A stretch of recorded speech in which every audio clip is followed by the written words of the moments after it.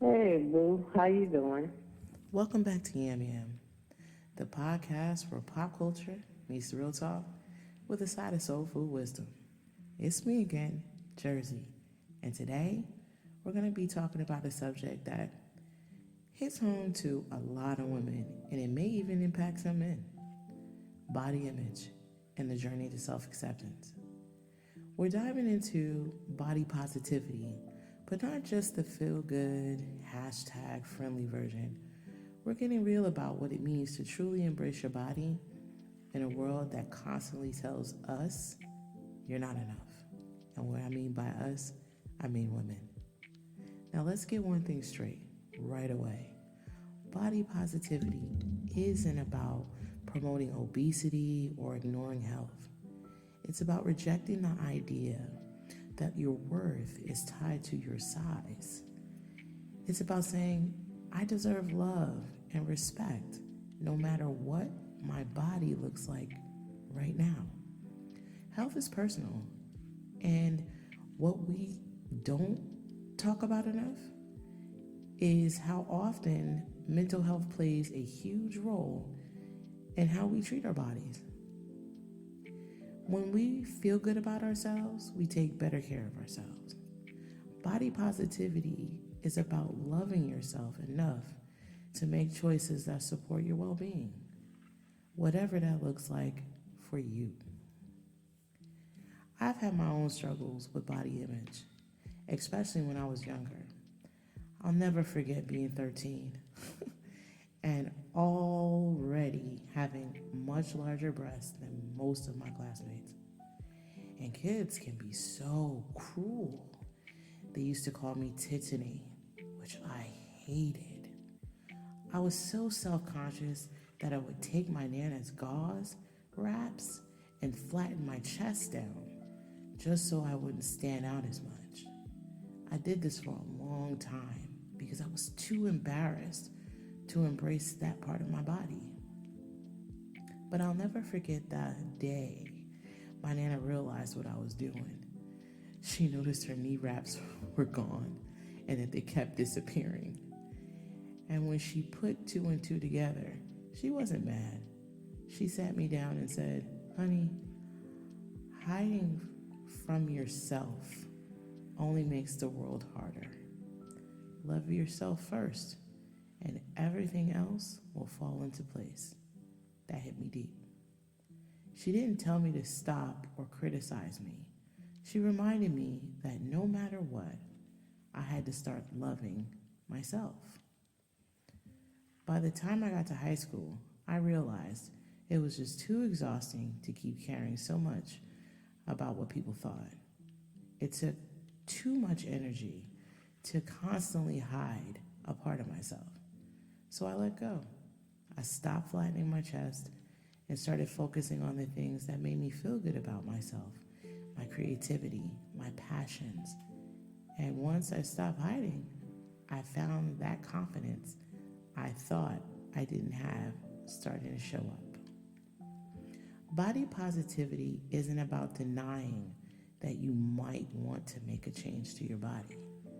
It's about accepting yourself as you are right now and not letting anyone else define your value. There is a common misconception that embracing body positivity means ignoring your health, but that's not it at all. It's about being kind to yourself in the process, not beating yourself up because you don't fit some impossible standard. Lizzo has been a big advocate for this. She's unapologetically herself and has faced her share of ridicule.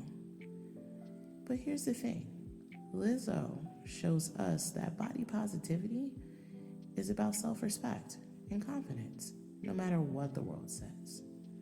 She's a reminder that loving yourself isn't just for people who fit into society's narrow view of beauty.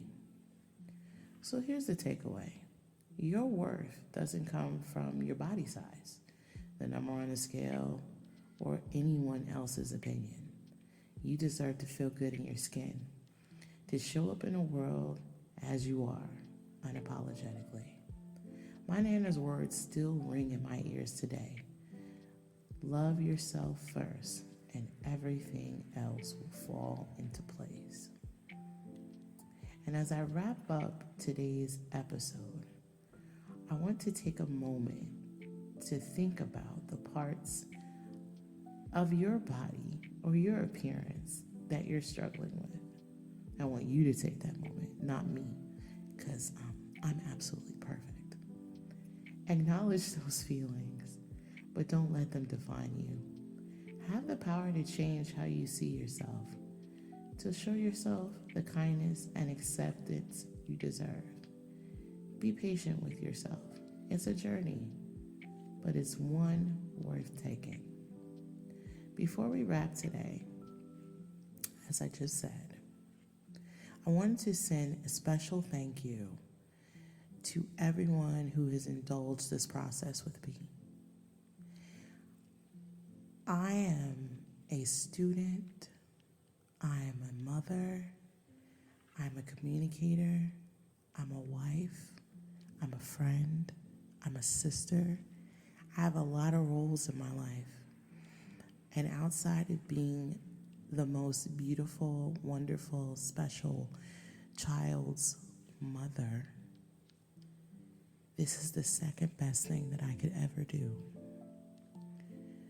You know, I know this episode is about self-acceptance and body image, but my grandma is such an intricate part of what I do as far as my creativity. And I thought about, why did you even start this podcast? What does it even mean?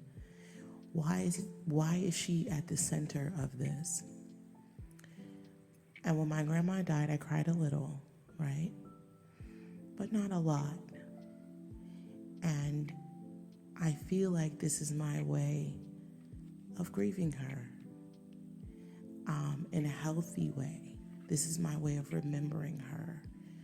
This is my way of paying homage to her, bringing her her flowers, letting her know in some way that I'm okay and that she will always be one of the special parts in my heart.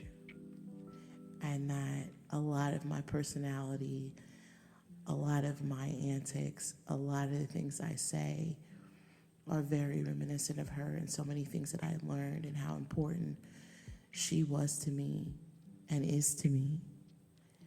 And this thing that I'm doing, this journey that you all are on with me, I'm just so glad that I'm able to share, because I'm the type of person, when I'm dealing with something, when I'm dealing with grief or something hard, I have to release it.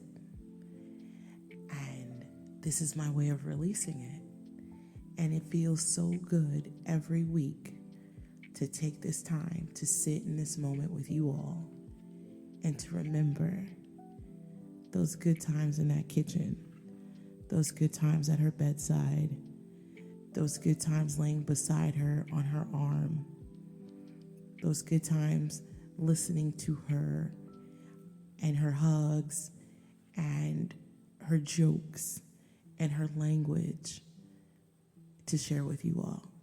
It's a warming feeling, and I hope you all get that from this podcast. I didn't mean to keep you much longer.